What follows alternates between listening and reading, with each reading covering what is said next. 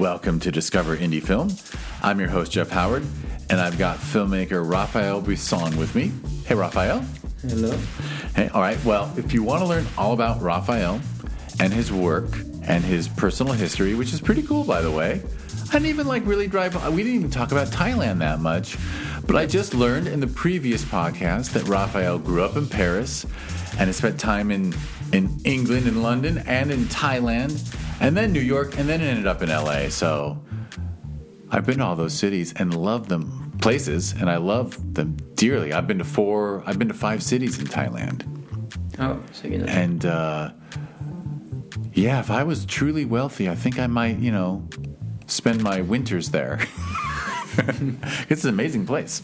But anyway, if you want to learn all about Raphael, listen to the podcast before this one, because this podcast is a 4 questions podcast, which means Raphael will answer these questions, which are: name 3 films you love, just 3 favorite films; name a film you consider underrated; name a film you consider overrated; and name a lesser-known film that people should seek out. That's always a wild one with someone who grew up in Europe, because I have a feeling you'll name something I've never come close to hearing of. And maybe even in your favorites too, because as you know, we Americans aren't so good about seeing European cinema.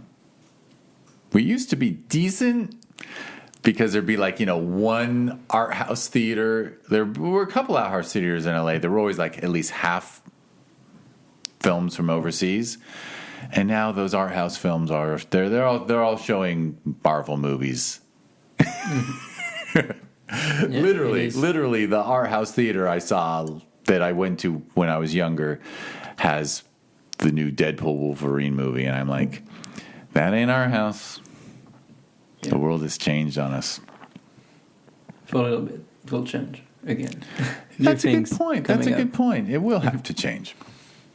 What do you want to get started on your list? You want to share 3 favorite films?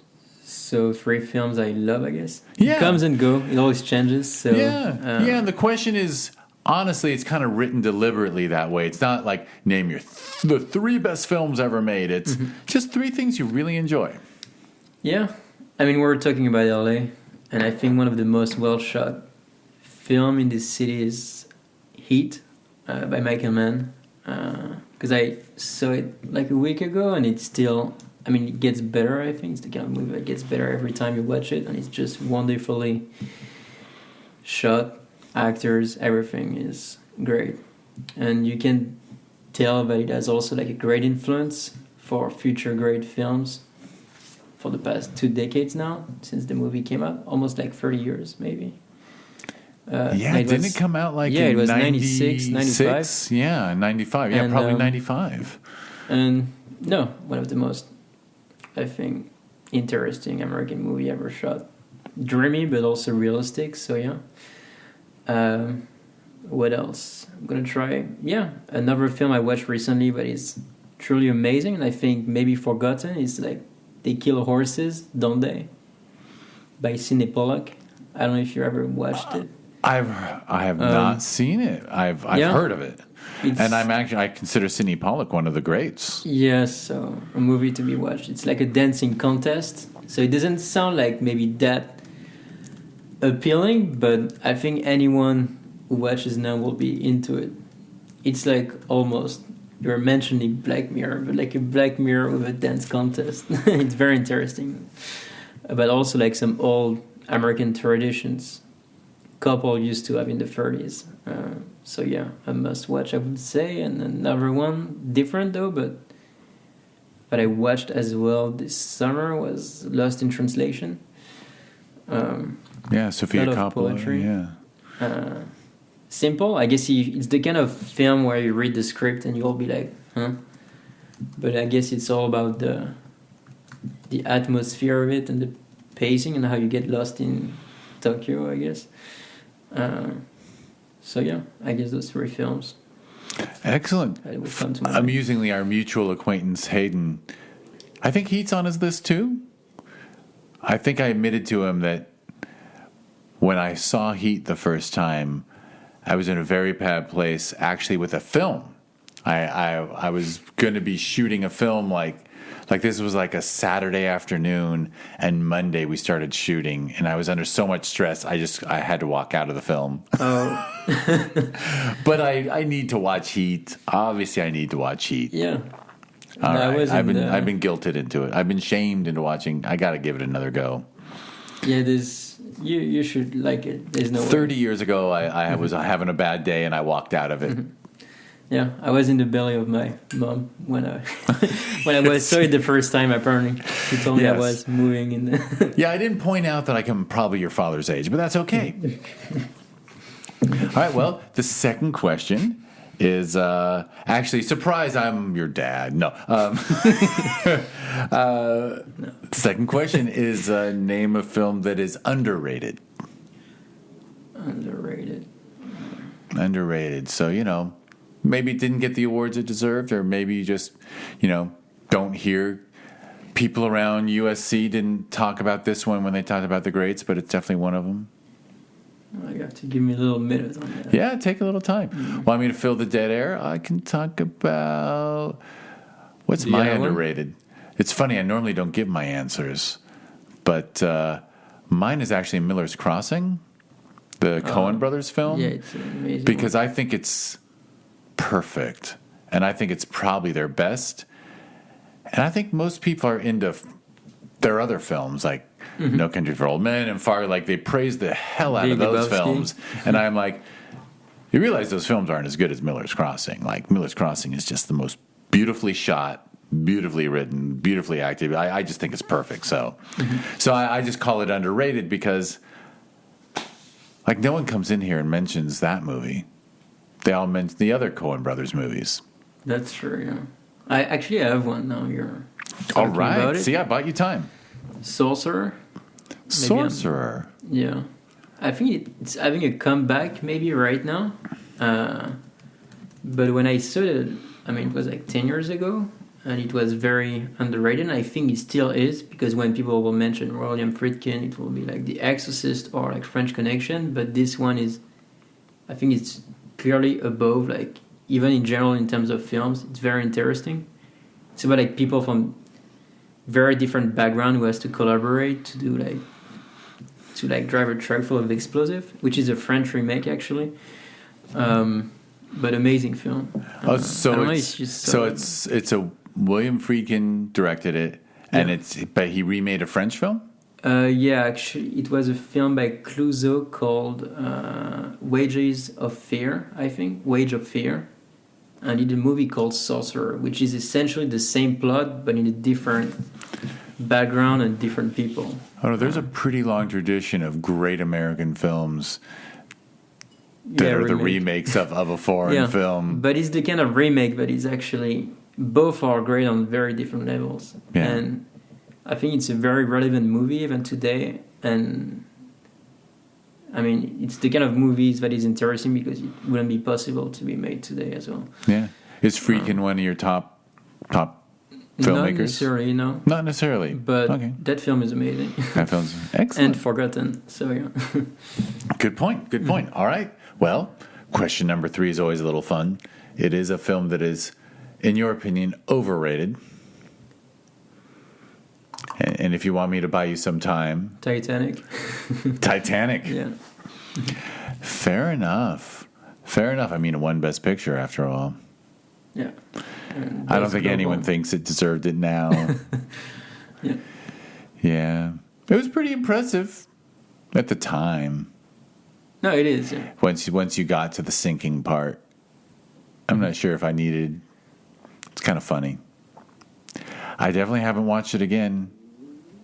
I've watched a lot of other films again, but I haven't watched that again. Yeah, I saw it twice maybe. But yeah, it's I don't know, to me, I can understand people who like it, but to me it's like, okay, I guess. But the technical aspect is still incredible and all that, but I think there are better movies. There are better movies. Mm-hmm. Cameron's made better movies, for sure. Yeah. All right, well, hey, we are moving along at a great clip.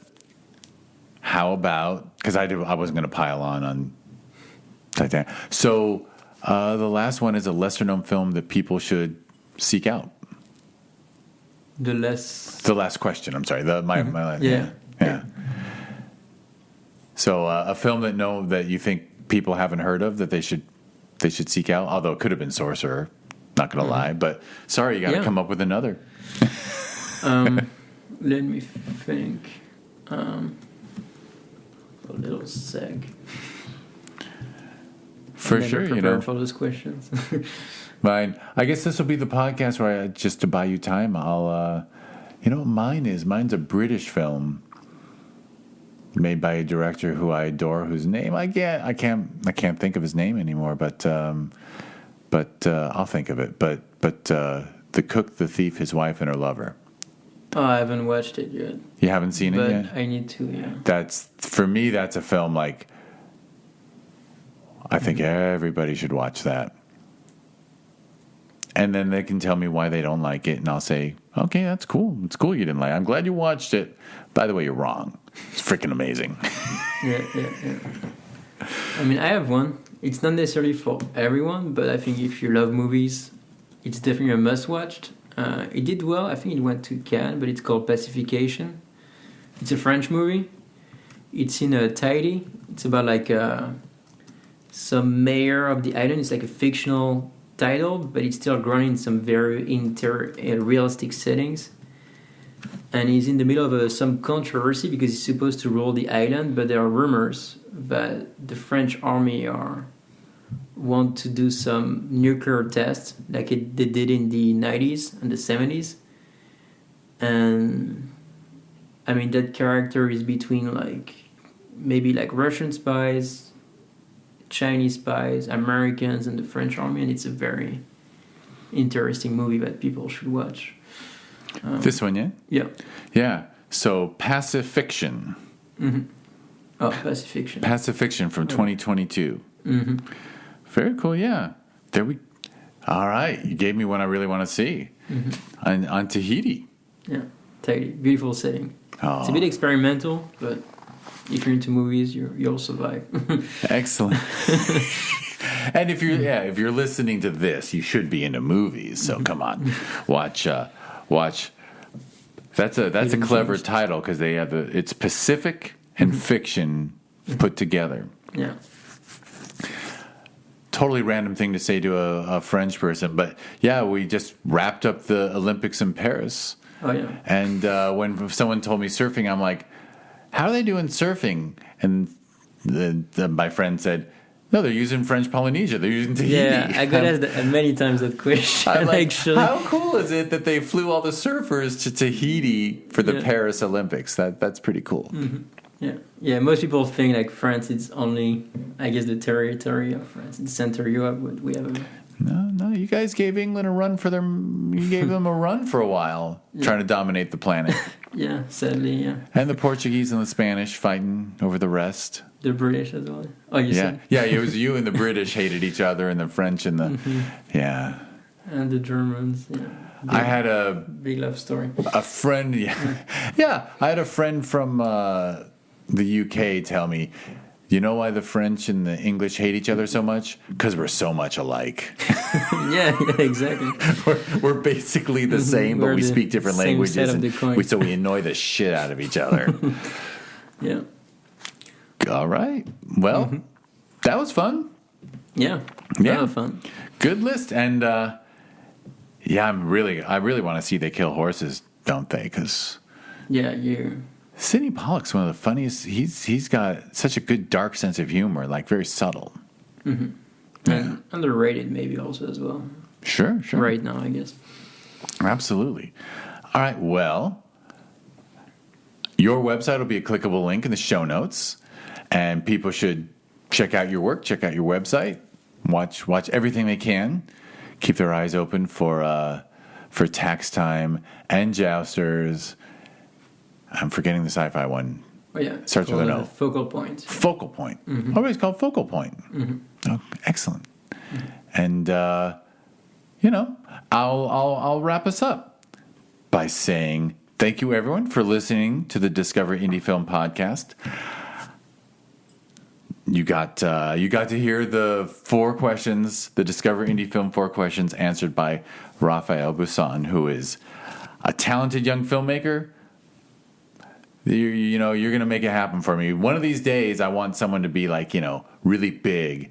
And the whole purpose of, not the whole purpose of this podcast, but a purpose of this podcast will be like, how cool would it be if you or Hayden or both of you like make something huge, and then people are like, they Google your name, and then they get to hear you like when you're fresh out of school talking about short films and featurettes and like, wow, man.